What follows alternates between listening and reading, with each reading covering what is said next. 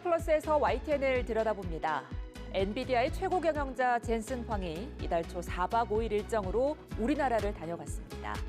주요 기업과 정부, 학계와 스타트업까지 광범위하게 만났는데 산업적, 경제적 측면에서의 관심과 중요도 못지않게 가는 곳마다 많은 인파를 불러 모아 대중적 인기와 영향력도 실감케 했습니다. 오늘 뉴스 리뷰와이는 젠슨 황 방한 소식을 전한 YTN 보도를 살펴봅니다. 화면 너머의 목소리까지 듣고 답해드립니다. 시청자 톡톡와이로 도착한 의견들 함께 들어보시죠.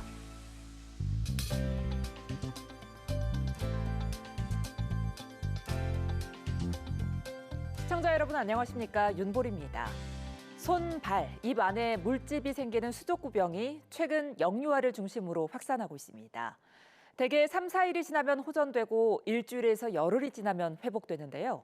드물게는 뇌막염이나 뇌염 등 합병증이 생길 수 있어 의심 증상이 보이면 바로 병원을 찾아 진료를 받는 게 좋습니다. 또 영유아의 경우 전염력이 강하기 때문에 회복될 때까지는 어린이집이나 유치원 등원은 하지 않는 게 필요합니다. 그럼 이번 주 시청자 비평 플러스 뉴스 리뷰와이부터 시작합니다.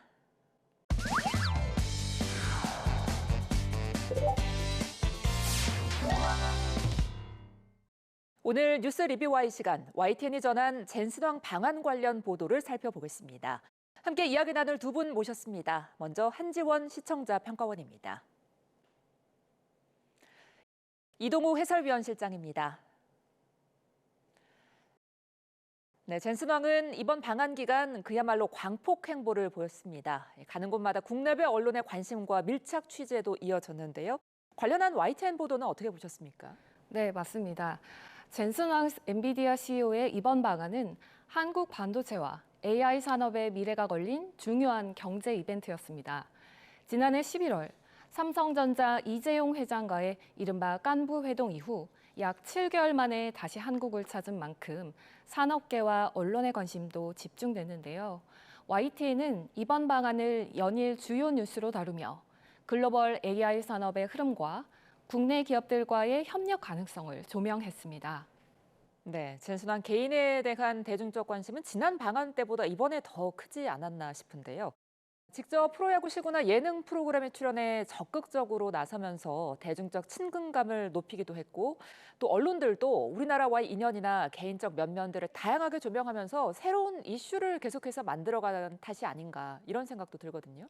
네, 오늘은 젠슨 황의 빡빡한 일정 사이 기대 효과와 위험 요인이 균형 있게 전달됐는지 또 산업적인 의미와 분석이 충분히 설명됐는지 등을 짚어보고자 하는데요. 먼저 YTN은 젠슨 황의 입국 첫날부터 나흘간의 동선을 밀착 취재하며 엔비디아와 국내 기업 간의 협력 구도를 비중 있게 다뤘습니다.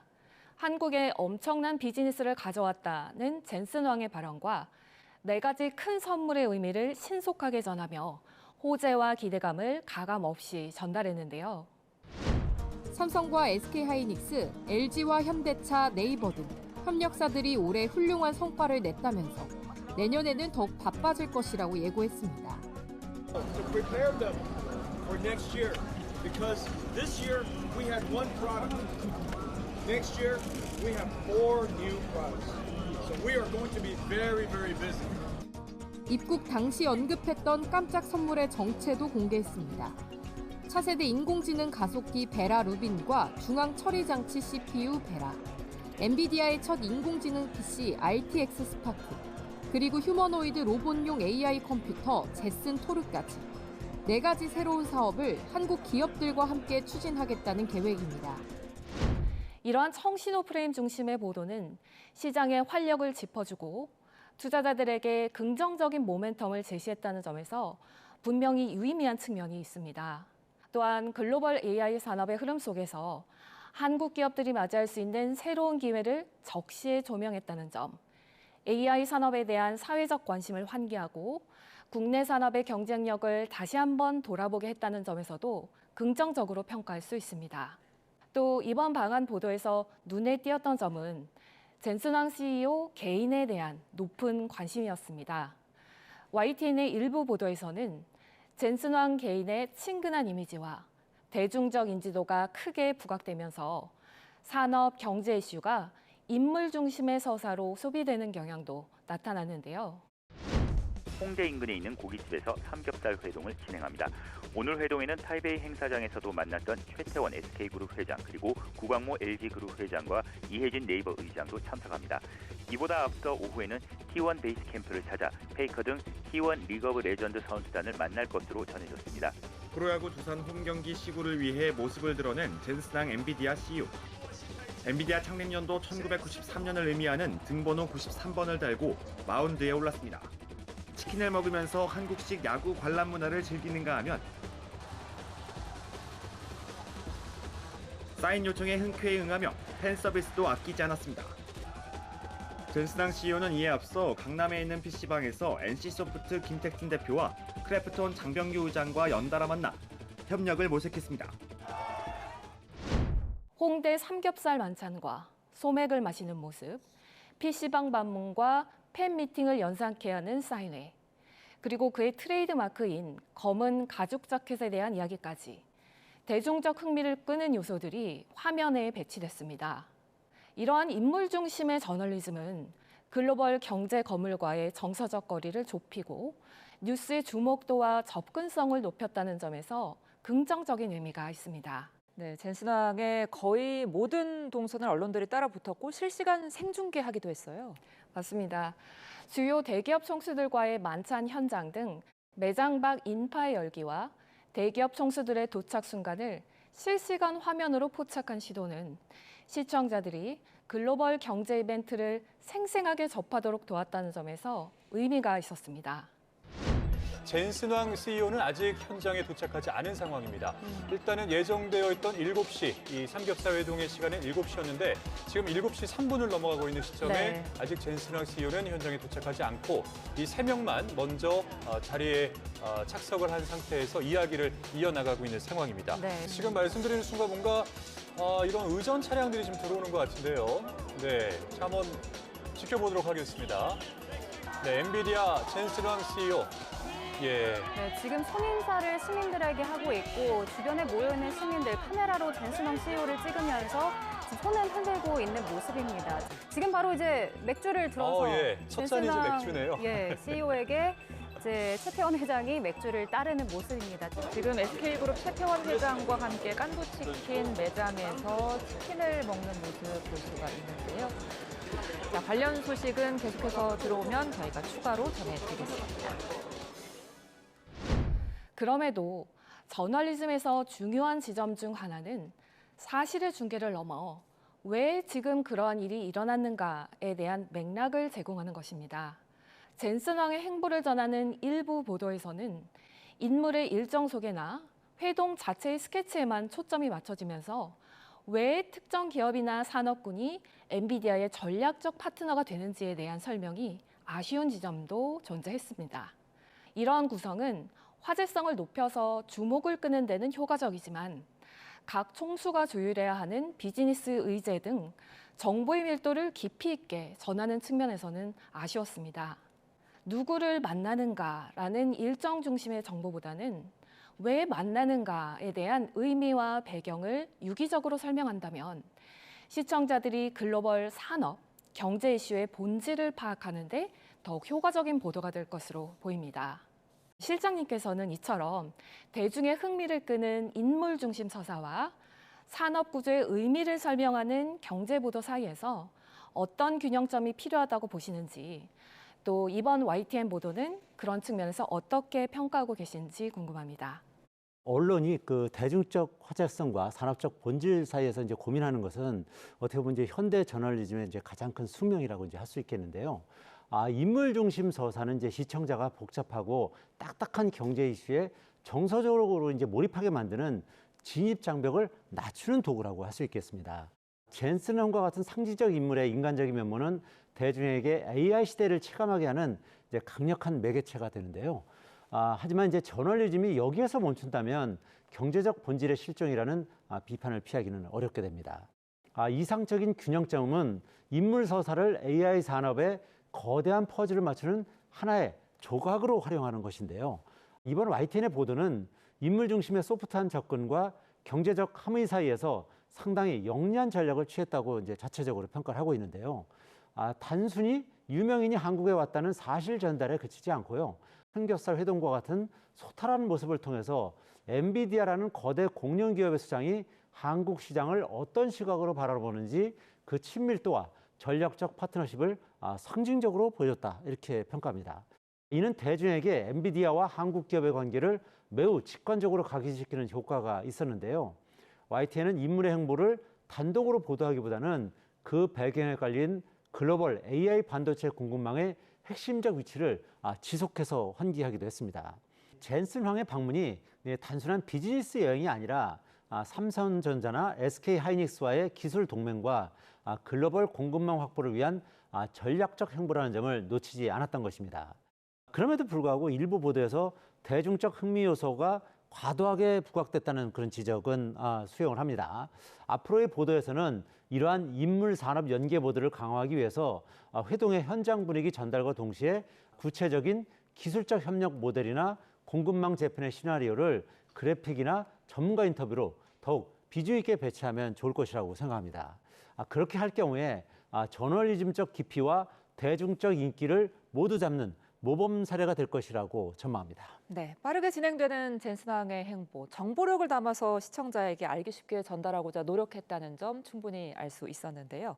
중요한 건 젠슨 황이 그냥 온 게 아니었다는 거죠.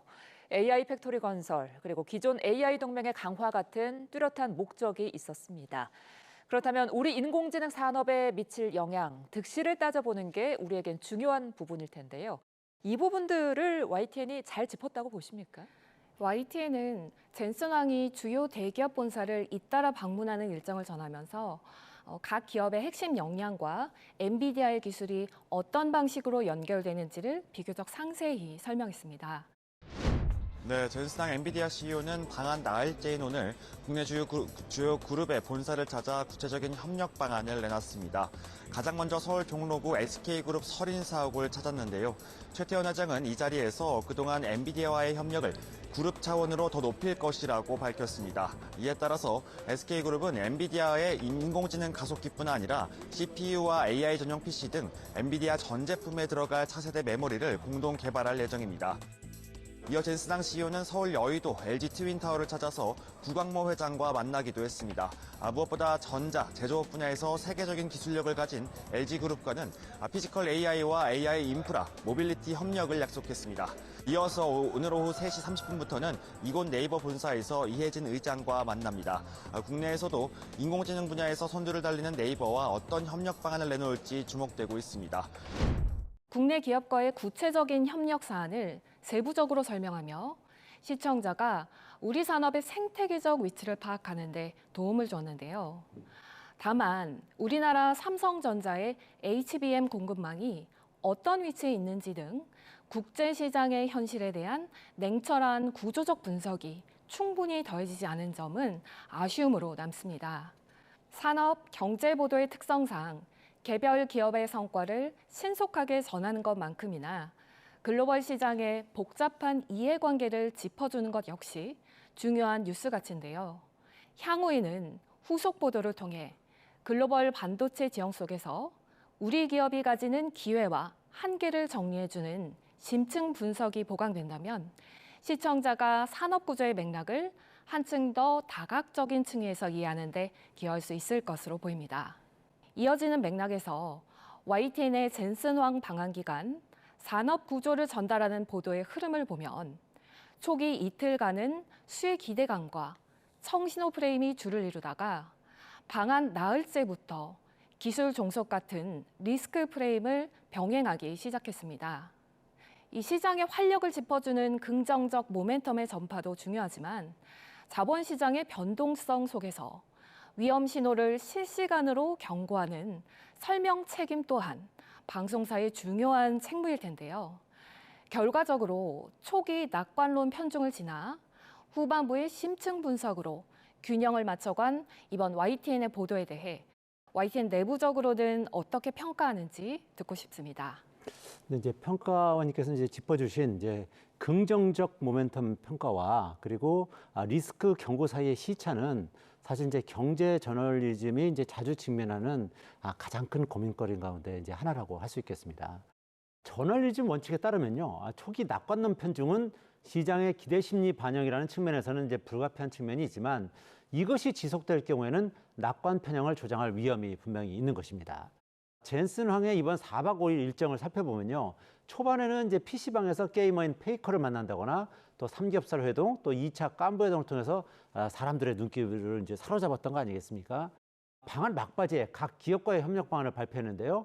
6월 7일 1일 급작스럽게 잡힌 2차 깐부 회동 때도 SK와의 협업을 다음 날 발표하겠다고만 이제 했었고요. 출국 전날인 8일 월요일이 되어서야 SK, LG, 현대차, 네이버를 잇따라 돌면서 협업 계획을 한꺼번에 몰아서 발표를 했었습니다. 젠슨 황은 입국 당시 취재진에게 4가지 선물을 가져왔다고 하면서 기대감을 증폭시키기도 했는데요. 하지만 구체적인 내용은 8일에야 발표를 했기 때문에 그 사이에는 이제 관련 팩트가 없는 상황에서 이제 우려를 전달하기는 구조적으로 어려웠다, 이런 말씀을 드리겠습니다. 내부적으로 이제 적은 인력으로 경제부의 모든 부서원이 합심해서 4박 5일간의 젠슨 황 방한 일정 라이브 방송과 기자 중계 등을 잘 마무리했다, 이렇게 평가하고 있습니다. 현장 기자들은 무더위 속에서 한밤중까지 현장 뻗치기를 이어가면서 일거수일투족을 놓치지 않았고요. 또 인파가 몰리는 어려운 상황에서도 매끄럽게 중계를 이어갔습니다. 또 방한 의미 분석과 기술 종속 우려 문제점까지 심도 있는 분석도 놓치지 않았다고 자부를 하고 있습니다. 결국 IT는 이번 보도를 통해서 대중적 화제성과 저널리즘 깊이 사이의 거리감을 좁히는 데 성공했다, 이렇게 볼 수 있겠는데요. 앞으로는 이 간극을 얼마나 더 짧은 시간 안에 메워가느냐가 관건이 될 것으로 예상하고 있습니다. 네, 짧은 방한 기간 속에 취재 기자들의 나름의 고충도 좀 확인할 수 있었습니다. 그리고 뿐만 아니라 대중 화제성과 정보성 사이에 관한 고민, 이 부분도 함께 풀어가야 할 숙제인 것 같습니다. 사실상 젠슨 황의 방안은 우리나라가 전 세계 인공지능 산업의 핵심 거점임을 다시 확인시킨 계기가 됐습니다. 성장 동력으로 계속 작동하도록 기업의 도전과 정부의 지원은 물론 언론도 산업의 변화를 정확하게 짚고 건강한 방향을 제시하는 역할을 다해야 할 텐데요. 산업의 변화와 도전 꾸준히 취재하고 보도해 나가겠습니다.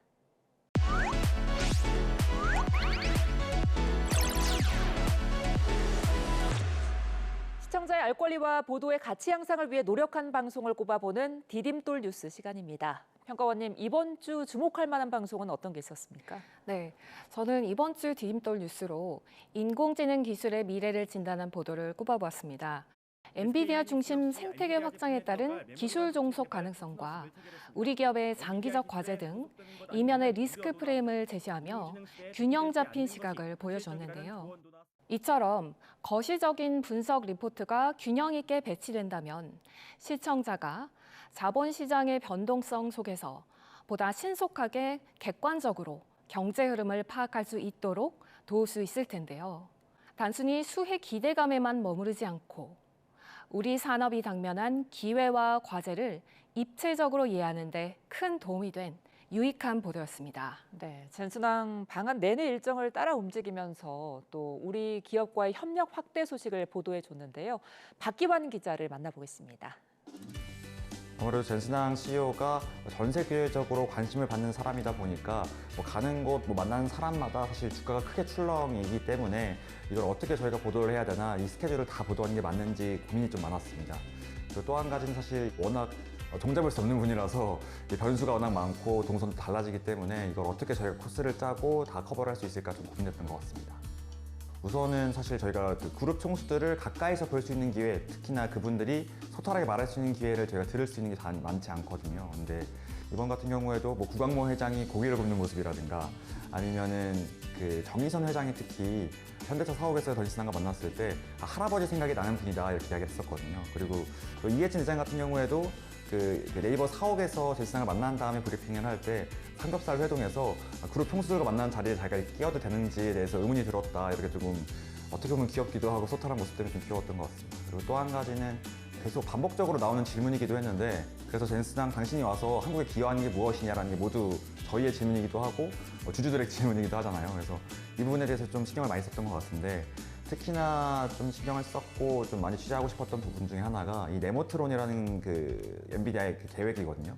구글의 제미나이나 뭐 이렇게 엔트로픽의 뭐 클로드 같이 확실한 엔비디아 프로그램, 그 엔비디아 인공지능이 있는 게 아니기 때문에 확실히 점유율을 높여가려면 결과적으로는 만질 수 있는 무언가가 생겨야 되거든요. 그래서 우리나라에 조금 더 SOS를 치기 위해서 우리나라에 오는 거였고, 이 부분에 대해서 우리나라가 어떻게 이득을 얻을 수 있느냐, 이 부분에 대해서 좀 많이 고찰하고 생각했던 것 같습니다. 그럼 오늘 뉴스 리뷰와이 마무리해 보겠습니다. 두 분 오늘 말씀 잘 들었습니다. 고맙습니다.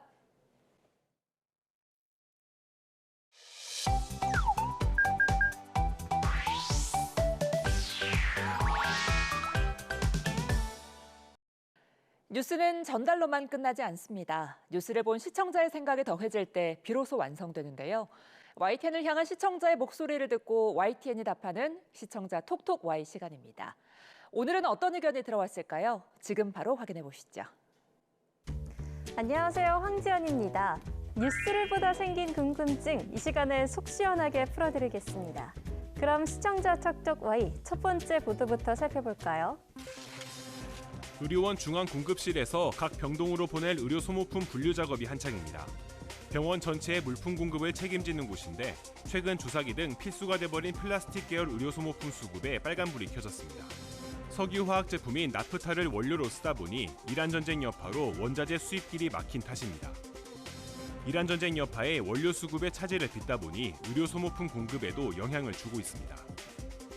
전쟁 초기에는 발주 물량의 절반만 들어오는 심각한 품귀를 겪었고 지금은 그나마 80% 수준까지 회복된 상태입니다. 이란 전쟁 여파로 막막해진 나프타 수급 하장이 의료 현장에 미친 영향을 짚은 보도였는데요. 관련해 의료 소모품 수급 불안에 대한 정부 대응은 어떤지 궁금했다는 시청자 의견이 있었습니다. 이란 전쟁이 가져다준 영향, 그 기간이 길어지며 더욱 깊이 체감하고 있는데요. 주유소를 가기가 두렵고 심지어 종량제 봉투 대란이 일어나기도 했죠. 이러한 일상을 위협하는 문제가 의료 현장에서도 목격된 겁니다. 정부는 어떤 조치를 취하고 있는지 궁금한데요. 지난달 보건복지부는 제8차 보건의학단체 간담회를 열고 이란 전쟁 이후 의료제품 공급 안정화 현황을 점검했습니다. 주사기, 수액백, 약포지, 투약병 등 필수 의료제품의 수급 상황과 대응 방안이 집중 논의됐는데요. 의료제품 생산에 필요한 원료를 최우선 공급하는 조치를 6월까지 유지할 예정이라고 합니다. 이러한 조치 이후 주요 의료 소모품 생산량이 빠르게 회복되고 있다고 하는데요. 의료제품 재고 현황 2차 조사 결과에 따르면 주사기, 수액 세트 등 대부분의 주요 품목 재고량은 전년 대비 89에서 105% 수준을 유지해 의료 현장의 제품 수급 상황은 안정적인 것으로 확인됐습니다.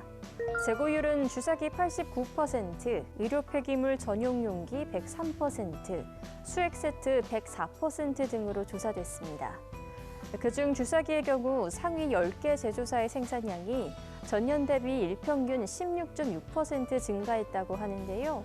보건복지부는 상황이 완전히 종료될 때까지 빈틈없는 관리 체계를 유지할 방침이라고 합니다. 정부는 최선을 다하겠다고 말했지만 의료 현장에서 계속 어려움이 전해지고 있는 만큼 꾸준한 관심이 필요하겠네요. 다음으로 두 번째 시청자 궁금증은 무엇일지 보도 먼저 확인해 볼까요? 서울 동대문구에서 그제 80대 남성이 더위에 의식을 잃고 쓰러져 숨졌습니다. 때이른 무더위 속에 올해 첫 온열 질환 사망자가 벌써 발생한 겁니다. 질병관리청이 전국 응급실 감시 체계를 가동한 이래 가장 이른 사망 사례고 지난해보다 한 달 이상 빠릅니다. 사고 당일 전국 평균 최고 기온은 28.2도에 달했고 특히 서울의 최고 기온은 31.3도까지 치솟았습니다. 이날 하루 만에 7명이 온열 질환으로 응급실을 찾았는데 서울 2명과 인천 1명, 경기 4명으로 모두 수도권에 집중됐습니다. 때이른 무더위 속 온열 질환 사망 사례와 건강관리 주의 필요성에 대해 전했는데요. 온열 질환자 예측 단계 체계와 관련 정보를 덧붙였으면 좋겠다는 시청자 의견이 있었습니다. 올해는 5월부터 무더운 날씨가 이어지며 이른 시기부터 온열 질환자도 속출했습니다. 실제로 폭염이 길어질수록 온열 질환자도 증가하는 경향을 보이는데요. 폭염일수와 온열질 환자 수치를 보면 2020년에는 폭염일수가 7.71, 온열질 환자는 1,078명 발생했는데요. 폭염일수가 무려 30.1일이었던 2024년에는 온열질 환자 3,704명이 발생해 20년도에 비해 3배가 넘는 수치입니다. 또 지난해는 29.7일간 폭염이 지속되며 역대 가장 많은 4,460명을 기록했습니다. 이처럼 계속되는 폭염 피해를 예방하기 위해 질병관리청이 기상청과 협력해 5월 11일부터 온열질 환자 발생 예측 정보를 제공한다고 합니다. 국민 누구나 온열질 환자 발생 예측 정보를 확인할 수 있는데요. 해당 정보는 온열질 환자, 기상 변수 등을 고려한 빅데이터 알고리즘을 기반으로 합니다. 전국 및 17개 광역자치단체의 온열질환 발생 위험도를 4단계로 구분해 오늘부터 3일 뒤의 정보까지 제공합니다. 그렇다면 단계별 자세한 내용을 알아볼까요? 1단계부터 4단계까지 온열질환 발생 가능성이 있는 수준부터 현저한 피해가 예상되는 수준으로 나뉩니다. 폭염으로부터 내 몸을 보호하기 위해 당장 실천할 수 있는 방법도 살펴볼까요? 모두 잘 아실 텐데요. 먼저 물 자주 마시기입니다. 갈증을 느끼지 않아도 규칙적으로 자주 마시는 게 좋습니다. 다음으로는 시원하게 지내기인데요. 헐렁하고 밝은 색의 가벼운 옷을 입는 걸 추천하고요. 외출 시에는 모자나 양산 등으로 햇볕을 차단하는 게 좋습니다. 햇볕을 차단하기 위해선 더운 시간대에 활동을 자제하는 게 제일이겠죠. 야외 작업이나 운동도 이땐 잠시 멈춰주시고요. 무더운 날씨 속 건강 수칙 꼭 기억하시고 건강한 여름 보내시길 바랍니다. 오늘 마지막 주제에 대한 시청자 의견 이어서 확인해 볼까요? 지난해 10월 고등학교 1학년이었던 A양은 학업 부담과 불투명한 미래에 대한 막막함에 무작정 마포대교를 찾았습니다. 난간에 올라가는 순간 아저씨가 저를 부르셨어요. 울 것 같은 목소리로 학생 왜 그러냐 이런 식으로 이야기하셨고 밥 안 먹었으면 밥 먹으러 가자라고. 이 한마디는 삶을 포기하려던 학생의 발걸음을 돌려세웠습니다. 현장에 출동한 경찰에 인계된 A양은 당시 경황이 없어 감사 인사도 전하지 못했습니다. SNS에 글을 올려 수소문한 지 5개월째, 이름도 나이도 모르는 은인을 찾기란 쉽지 않았습니다. 절망의 끝에서 타인의 따뜻한 말 한마디로 새로운 삶을 시작하게 된 고등학생의 사연을 전했는데요.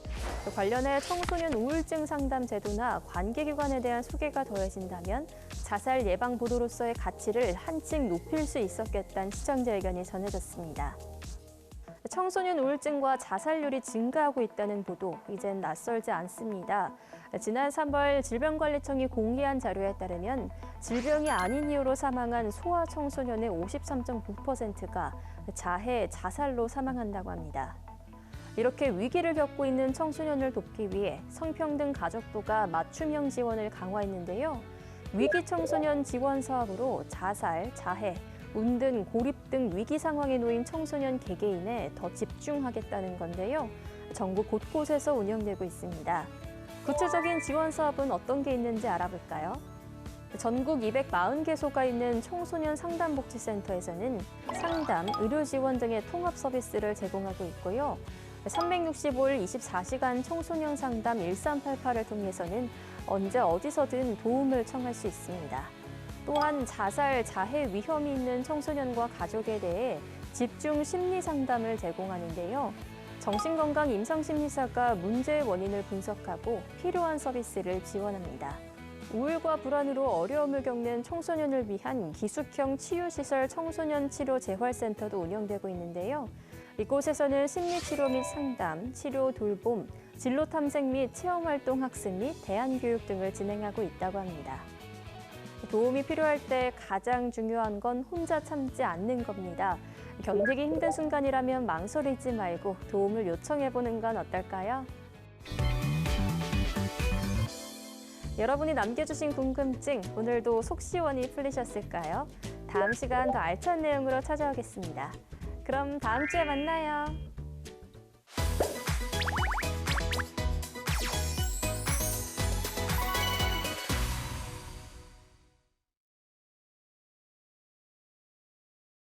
안녕하십니까. 2026년 6월 YTN-DMB 시청자위원회 회의를 시작하도록 하겠습니다.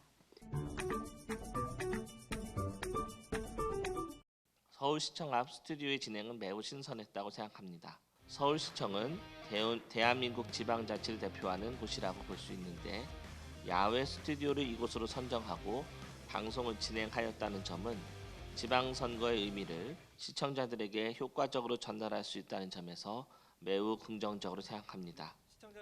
조금 더 바라는 것이 있다면 지방선거는 대도시에서만 치러지는 것이 아니라 전국 각 지역의 작은 시군 지역에서도 치러지는 것이기 때문에 상황이 허락한다면 다음 선거 때에는 지방소멸 위기의 시군 지역에서 방송하는 것도 신선할 것으로 보입니다.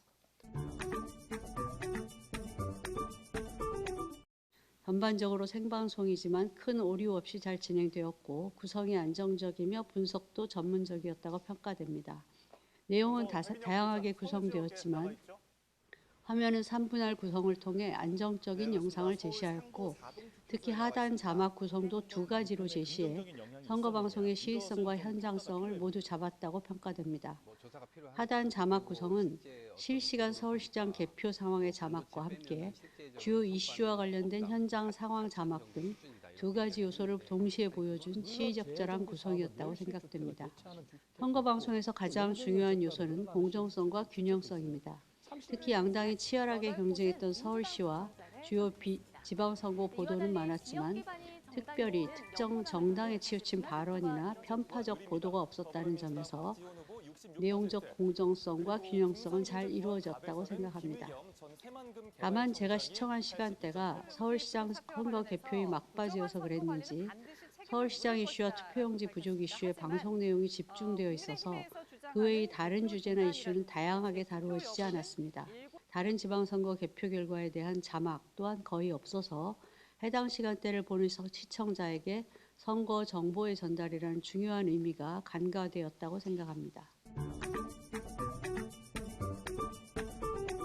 가장 인상 깊었던 점은 선거 결과를 한쪽 진영의 언어로 단정하지 않으려는 흐름이었습니다. 무소속 한동훈 후보의 부산 북갑 당선, 평택을 선거에서 조국혁신당의 역할, 송영길 전 대표의 민주당 지도부 비판 등 후속 정치 지형을 예고하는 이슈들도 자연스럽게 연결되었습니다.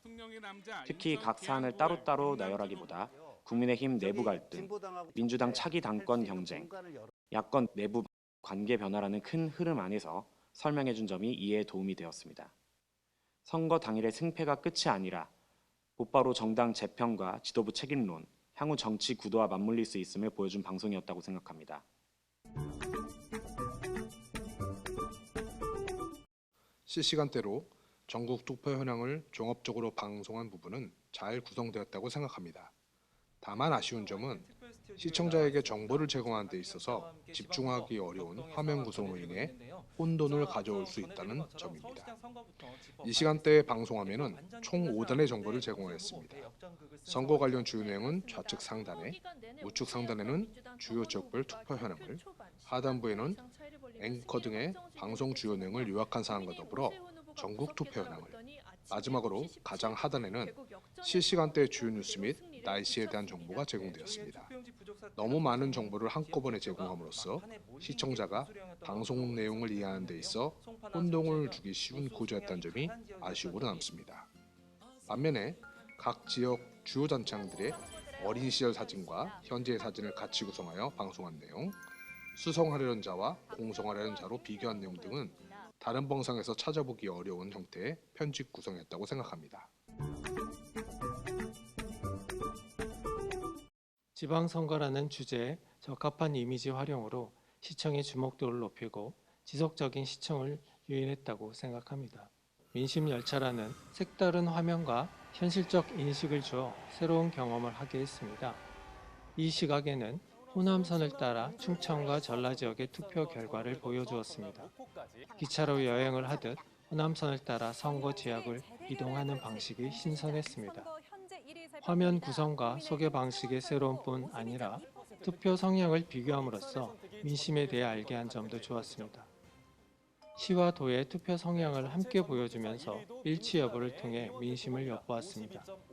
진행자도 민심 열차라는 여행과 민심이라는 컨셉에 맞게 매끄럽게 진행한 점도 돋보였습니다.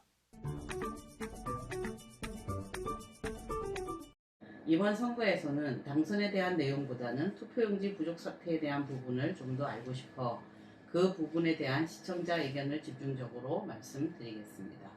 선관위에서는 생각보다 투표율이 높아서 투표용지가 부족했다 이런 변명을 하고 있더라고요 라는 멘트를 하고, 이에 대해 선관위의 부실 관리와 문제점에 대해 더불어민주당 의원이 지적을 하면서 선관위에 대한 책임론과 규명을 요청하는 장면이 나옵니다.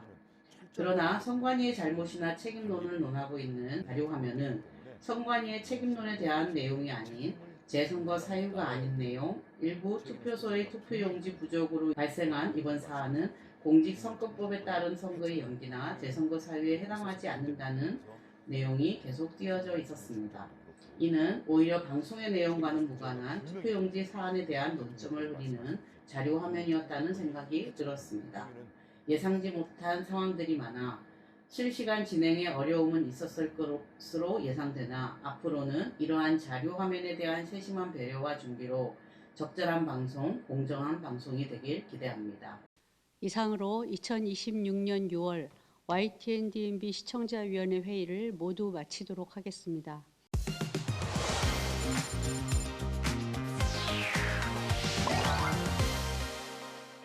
YTN의 보도를 되짚어보는 데 있어 시청자 여러분의 목소리는 중요한 기준이 됩니다. 방송에 대한 여러 의견들 SNS와 홈페이지를 통해 남겨주시고요. 시청자 비평 플러스는 다음 주 보다 깊이 있는 시선으로 찾아뵙겠습니다. 시청해주신 여러분 고맙습니다.